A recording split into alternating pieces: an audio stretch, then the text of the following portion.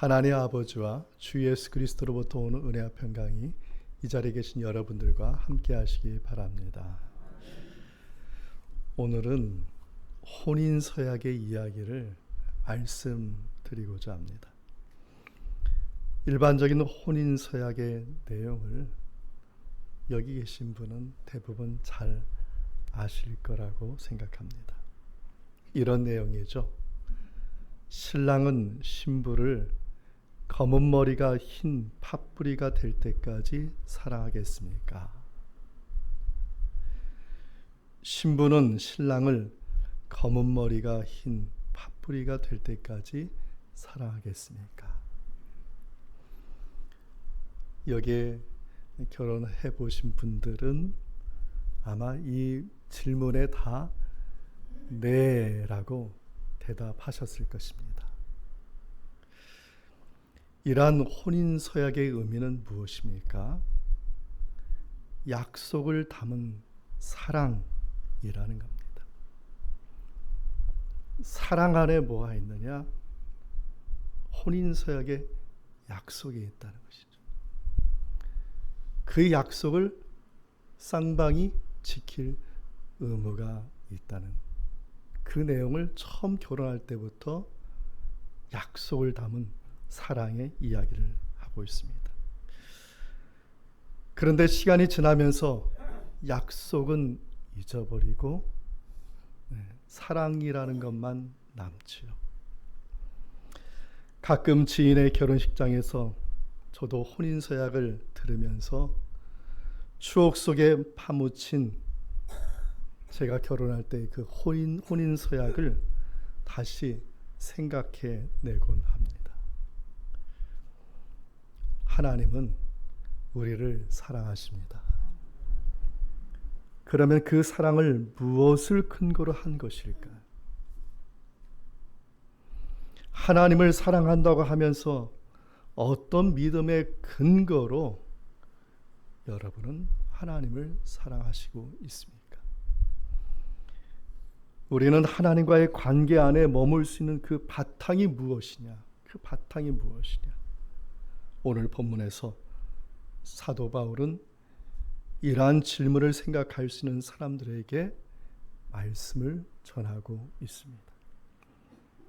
어떤 말씀을 우리에게 전하고자 하는지 본문을 통해서 살펴보고자 합니다. 첫째로 볼 말씀은 본문 13절입니다. 함께 읽겠습니다.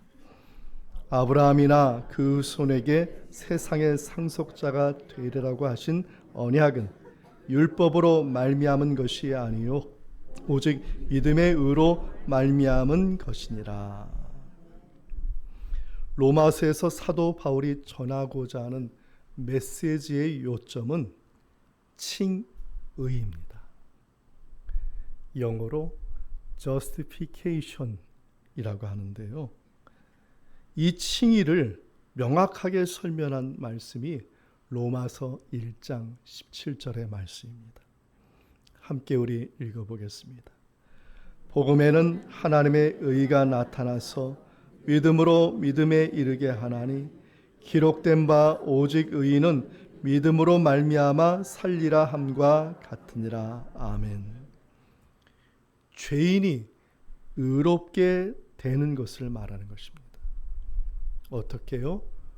믿음으로 의롭다함을 받다. 이것을 칭의라고 말합니다. 지금 우리들에게는 아주 명확한 신앙입니다.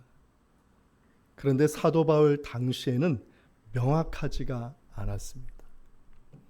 특히 유대인들은 의롭게 되는 것에 대한 잘못된 신념과 편견을 가져서 자신들만이 의로워졌다라고 생각을 했습니다.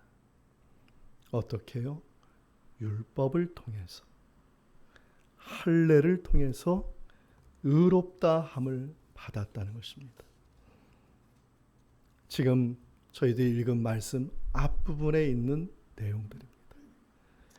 이러한 잘못된 신념들이 로마에 있는 이방인 기독교인들에게 큰 신앙의 걸림돌이었습니다. 사도 바울은 로마서를 통해서 잘못된 유대인의 그 신념이 이방인 기독교인들이 흘러가는 것을 막기 위해서 하나하나 짚어가게 되는데, 오늘 본문은 그 중에 한 부분입니다. 사도 바울이 잡은 단어가 하나 있는데 그것은 언약이라는 겁니다. 헬라어로 언약을 뜻하는 단어가 두 개가 있는데요. 하나는 스플라기스라는 조건적인 언약, 약속을 말합니다. 예를 들면 이런 겁니다. 어린아이가 이빨을 닦지 않습니다. 그럴 때 어떻게 합니까? 애야, 일주일 동안 이빨을 잘 닦으면 엄마가 10,000원짜리 선물을 줄게. 그럼 아이는 신이 나서 이빨을 닦습니다. 방 정리를 못하고 있어요. 화내고 호통치지 말고 조건적인 약속을 하는 겁니다. 일주일은 좀 길죠. 방 정리가 쉽지 않죠. 3일만 네가 일어난 침대에 이불을 개고 방 정리만 3일만 하면은 엄마가 한 20,000원짜리 선물 생각해 볼게. 그러면 아이가 신나게 3일 동안 방 정리를 하게 되죠. 그러다가 보면은 이 아이가 이빨 닦고 방 정리하는 것이 몸에 배이고 습관이 되어서 더 이상 조건적인 약속을 할 필요가 없어요. 이미 그것이 생활이 되었기 때문에. 그래서 이 조건적인 약속은 모든 것이 충족이 되면 사라지게 되는 것입니다. 또 다른 약속에 있는데 에판겔리아라는 일방적인 약속입니다. 왜 일방적이냐? 한번 약속하면 법정적인 효력이 있어서 지켜야 되는 겁니다. 법에 한번 정해지면 어떻게 돼요? 일방적이죠. 지켜가야 돼요. 이런 약속을 오늘 에판겔리아라는 약속이라는 뜻입니다. 창세기 15장에 보면 아브라함이 75세에 가나안 땅에 왔고 80세가 되도록 자녀가 없었습니다. 아브라함은 하나님의 약속을 포기하게 되었어요. 5년 만에. 그리고 자신의 종 엘리에셀을 상속자로 삼겠다고 하나님께 말합니다. 그때 하나님이 아브라함에게 뭐라고 말씀하셨냐? 너의 상속자는 너의 몸에서 날짜가 너의 상속자가 될 것이다. 그리고 아브라함을 밤에 하늘에 그 무별이 떠 있는 많은 별이 떠 있는 밤하늘을 보게 하시면서 너의 자손이 이렇게 될 것이라고 약속을 하셨어요. 그제서야 아브라함은 하나님의 약속은 조건적인 약속이 아니라 반드시 이루어지는 약속임을 믿게 되었어요. 조건에 있어서 이거 하면 이거 되고 이거 하면 이게 아니라 하나님이 한번 약속하면 내가 못 지킬지라도 하나님은 그것을 반드시 이루게 하시는 그 약속이라는 것을 믿었다는 거예요. 마침내 이러한 아브라함의 믿음을 보시고 하나님께서 뭐라고 말씀하셨느냐? 그 믿음을 보시고 아브라함을 의롭다 여기셨다고 창세기 15장 6절에 말씀하고 있습니다. 성도 여러분, 하나님의 언약은 반드시 이루어지는 줄 믿습니다. 주님은 우리가 아직 죄인 되었을 때에도 하나님의 언약을 이루시기 위해서 십자가에서 순종하셨다는 것이죠.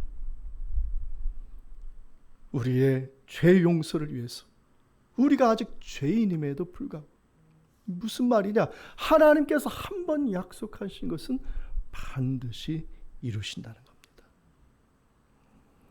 저와 여러분의 믿음에 이러한 믿음이 함께하기를 바랍니다.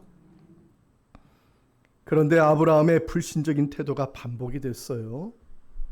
그럼에도 불구하고 하나님은 계속해서 언약을 계속해서 주신 이유가 무엇일까?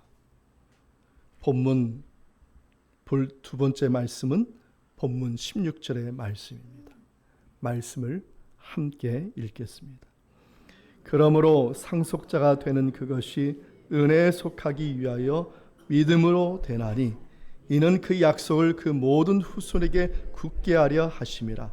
율법에 속한 자에게뿐만 아니라 아브라함의 믿음에 속한 자에게도 그러하니 아브라함은 우리 모든 사람의 조상이라. 아멘. 이제 아브라함이요 20년이 지나갔어요. 75세 와서 80세의 의롭다함을 받고, 그런데도 자녀가 없는 거예요. 그렇게 20년을 보내서 오늘 본문에 나왔던 100세, 대략 99세가 된 것입니다. 창세기 25장에 보면 사라가 하나님께서 아이를 낳을 것이란 말을 듣고 어떻게 했습니까? 웃었습니다.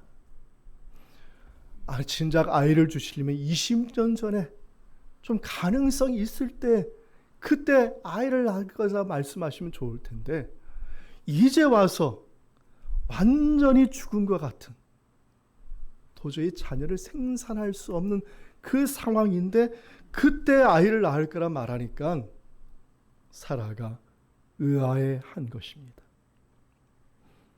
그러면 왜 하나님은 아브라함에게 20년 동안 자녀를 주지 않았을까?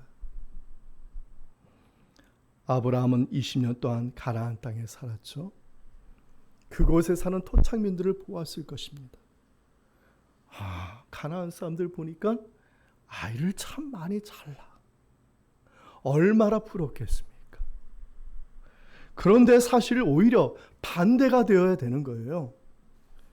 하나님을 믿는 아브라함의 입장에서 가나안 땅의 토착민들이 아브라함을 부러워할 정도로, 봐라, 하나님 믿는 사람은 이렇게 되는 거야 라고 자랑하고, 그리고 가나안 사람들이 부러워해야 되는 게 이게 맞는 것인데 바뀌었다는 거예요. 중요한 것은 하나님께서 아브라함이 어떤 사람이 되기를 바라셨는가가 중요한 겁니다. 내가 원하는 것이 되어서, 봐라, 나 이렇게 하나님 잘 믿어, 봐라, 나 이렇게 돼, 이게 자랑이 아니에요. 정말 하나님이 바라시는 사람이 되는 것이 중요한데, 그것이 무엇이냐? 하나님이 원하는 사람은 믿음의 사람이라. 어떤 TV 프로그램에서 현정화 감독, 이영복 셰프, 김병현 선수, 이천수 선수가 어느 한 식당에서 식사하는 장면을 보았습니다. 각 분야의 최고들 아니에요? 식당에 딱 둘러앉아서 처음에는 이 식사가 맛있고 저 식사가 맛있고 얘기하다가 자연스럽게 뭘로 흘러갔냐면 자기자로 흘러간 겁니다. 이연복 셰프가 중식 그 식당에 그 분야에서 최고 아니겠습니까? 얼마나 그 제자들이 많아요. 자랑합니다. 또 이걸 듣던 김병헌 선수가 미국 애리조나에서 선수 생활했던 것을 자랑하는 거예요. 또 그것을 듣던 현정화 감독이 옛날 국가대표로 올림픽에 메달을 획득했던 때하고 평양에 몇 번 갔다, 청와대에 몇 번 갔다 자랑하기 시작합니다.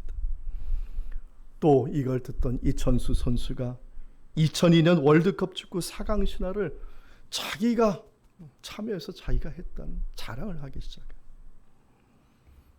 여기 계신 분들 중에도 자랑할 것이 많은 분들이 있을 거라고 생각합니다. 그러나 아브라함에게는 자랑할 것이 없었습니다. 성경을 보면 아브라함은 자랑하고도 남을 사람이에요.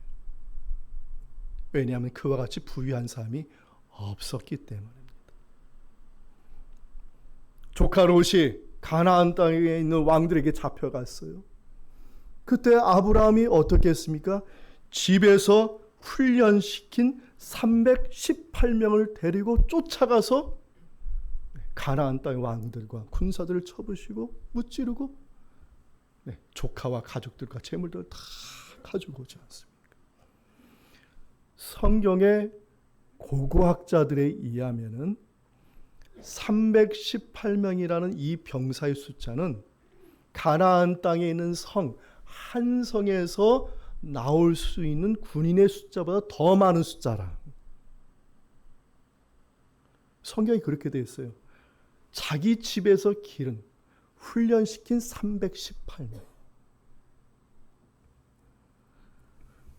여러분 바다에 가면은 항공모함 아시죠? 항공모함은 떠다녀요. 항공모함이 한 번 움직이면 국가가 위태위태할 정도로 엄청난 위력을 발휘해요. 아브라함이 왔다 갔다 하는 그 자체가 항공모함이에요. 자랑할 만하잖아요. 그런데 성경은 거기에 둬서 아무런 말을 하지 않는다는 겁니다. 성경은 아브라함에 있는 한 가지만 자랑해요. 그것이 무엇입니까? 믿음. 성경은 아브라함의 믿음만 나와 있어요. 믿음. 여러분, 지금 성경 로마서를 받는 사람들이 로마에 살고 있는 사람들입니다. 그 사람들은 로마식 양식의 집을 짓고 사는 사람들입니다. 로마식 양식의 집들은 돌을 다듬어서 기둥을 만들고 그리고 그 기둥들 위에다가 지붕을 얹어서 그래서 집을 만드는 거예요. 좋은 돌이 좋은 기둥이 될 것 같죠? 아닙니다. 깎인 돌, 다듬어진 돌이 좋은 기둥이 되는 것입니다. 하나님은 우리에게 원하시는 모습이 무엇입니까? 믿음의 사람입니다. 아브라함은 20년 동안 하나님께서 다듬어서 믿음의 사람이 되게 하신 것입니다. 마침내 사람도 보지 않고 환경도 보지 않고 오직 언약의 말씀, 하나님이 아들 이삭을 바치라니까 아무것도 안 보고 그냥 말씀만 붙잡고 이삭을 드리는 그 믿음에까지 이르게 된 것입니다. 사랑하는 성도 여러분, 저와 여러분의 믿음이 지금 하나님의 손에 의해서 다듬어지고 있음을 믿으시기 바랍니다. 다듬어져야지 좋은 믿음의 사람이 되는 것이죠. 좋은 돌이 좋은 기둥이 되는 게 아닙니다. 이 자리에 계신 여러분 모두가 하나님께 다듬어져서 하나님 나라의 기둥과 같은 믿음의 사람 다 되기를 주님의 이름으로 축원드립니다.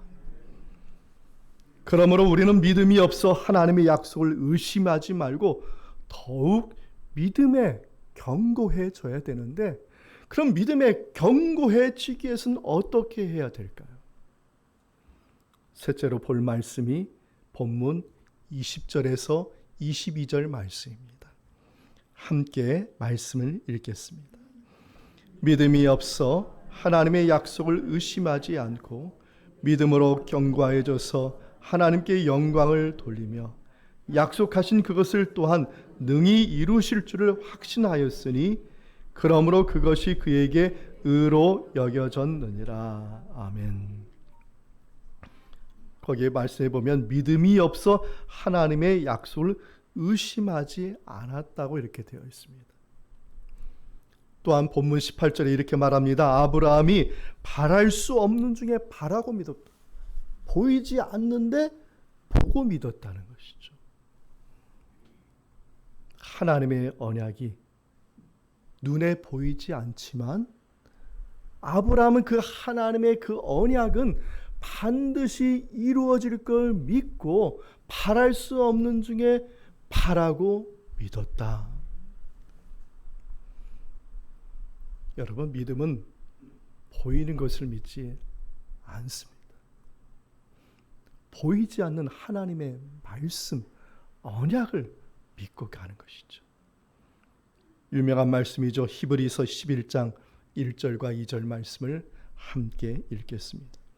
믿음은 바라는 것들의 실상이요 보이지 않는 것들의 증거니 선진들이 이로써 증거를 얻었느니라. 아멘. 보이지 않아요. 말씀이니까. 근데 그 말씀은 어떤 말씀이에요? 반드시 이루어지는 언약의 말씀.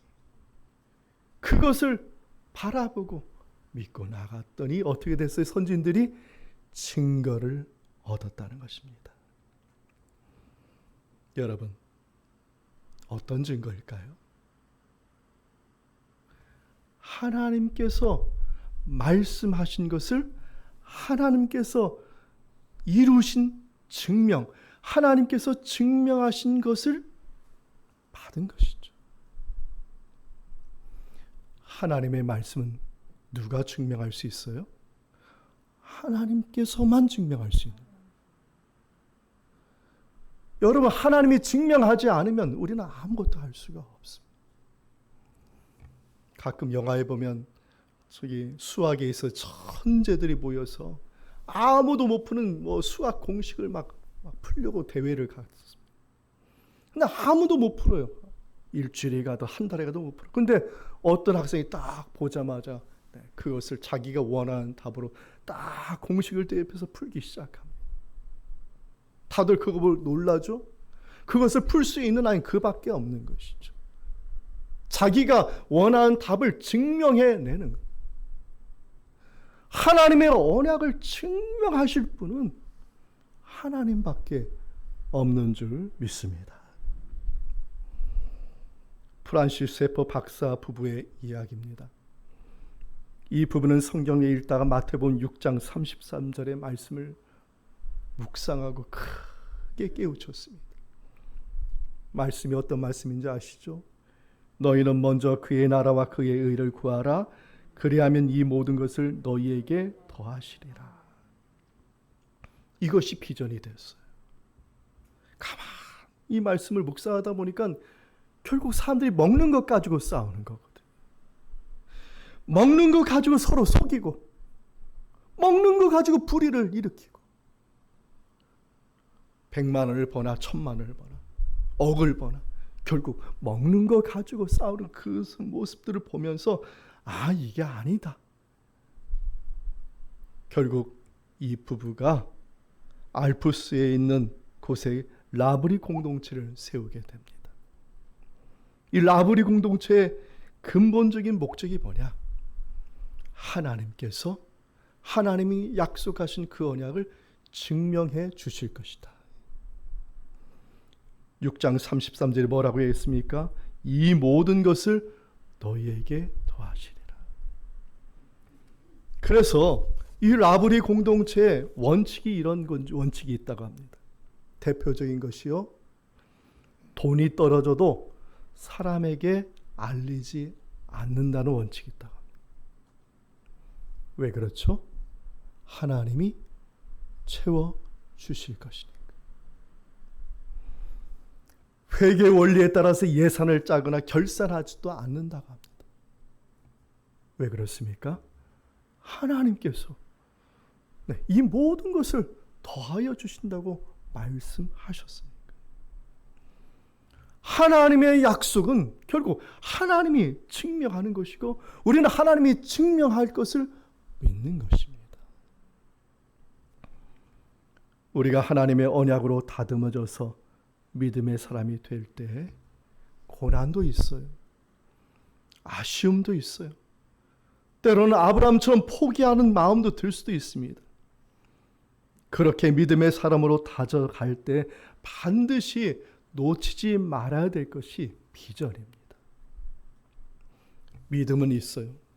그냥 믿음만 이게 견고해지는 게 아니라 비전을 바라봐야지 견고해. 그 비전이 하나님의 언약, 하나님께서 언약하신 하나님께서 증명하실 것이다. 그 언약을 믿고 나아가는 이 비전이 있어야 견고해진다는 겁니다. 유명한 말씀이죠. 시편 126편 5절 말씀을 함께 읽겠습니다. 눈물을 흘리며 씨를 뿌리는 자는 기쁨으로 거두리로다. 아멘. 비전을 바라보고 가죠. 믿음을 가지고 나아갑니다. 네? 어떻습니까? 실수할 수도 있고 실패할 수도 있고 고난도 있고 아픔도 있습니다. 그러나 비전이 있어요. 하나님은 반드시 그 말씀대로 이루어주신다는 이 비전. 그래서 저는 시편 126편 5절의 말씀이 참 마음에 와닿습니다. 이 자리에 계신 여러분, 하나님께서 여러분을 지금 다듬어 가고 계십니다. 여러분을 향한 하나님의 언약의 말씀의 비전을 생각해 보시기 바랍니다. 눈물을 흘리며 씨를 뿌리지만은 반드시 기쁨의 단을 거두는 하나님의 역사하심이 저와 여러분에게 함께할 줄 믿습니다. 우리 다시 한번 시편 126편 5절 말씀을 읽어보겠습니다. 눈물을 흘리며 씨를 뿌리는 자는 기쁨으로 거두리로다. 아멘. 어느 대학생이 예수님을 믿고 세례를 받을 때 자기의 신앙을 글로 표현한 내용입니다. 이런 내용을 썼습니다. 어떻게 살아갈 것인가? 이 물음은 수학 공식처럼 답이 명확하다. 예수님처럼 사는 것이다. 그러면 예수님처럼 사는 것은 구체적으로 무엇인가? 이것은 나도 모른다. 그러나 한 가지 확신하는 것은 예수님은 결코 자기 자신을 위해 사신 적이 없었다는 사실이다. 비전이 생긴 거예요. 예수님처럼 남을 위해 사는 것이 이 학생의 비전이 되었고, 그것을 위해서 이 학생이 얼마나 눈물을 흘렸겠습니까? 누가 알아주나요? 누가 거기에 칭찬해 주나요? 거기에 눈에 보이는 상급이 있나요? 그러나 그 비전을 향해서 믿음을 가지고 나갈 때 저는 이 대학생이 분명히 하나님께서 쓰실, 기둥과 같이 쓰실 하나님의 제목이라고 저는 생각합니다. 말씀을 맺겠습니다. 하나님은 여러분을 사랑합니다. 그 사랑 안에는 하나님의 변하지 않는 언약이 들어 있습니다. 우리는 주님의 사랑 안에 있는 주님의 언약의 말씀을 믿음으로 의롭다 함을 받았습니다. 이제 여러분의 그 사랑 안에 있는 그 언약을 다시 생각해 보시기 바랍니다. 하나님은요, 그 말씀을 반드시 이루시는 분이라면 저와 여러분은 어떻게 살아야 될지가 분명히 그 언약 안에 담겨져 있습니다. 여러분을 향한 언약의 말씀은 변하지도 않고 누구도 빼앗을 수 없고 하나님께서 반드시 이루어진 것을 믿고 그 언약을 바라보면서 믿음으로 비전 가운데 하나님께 영광 돌리는 삶 되는 저와 여러분 되기를 주님의 이름으로 축원드립니다. 이 말씀의 은총이 예수 그리스도 안에서 여러분의 마음과 생각을 지키시기 원합니다. 아멘.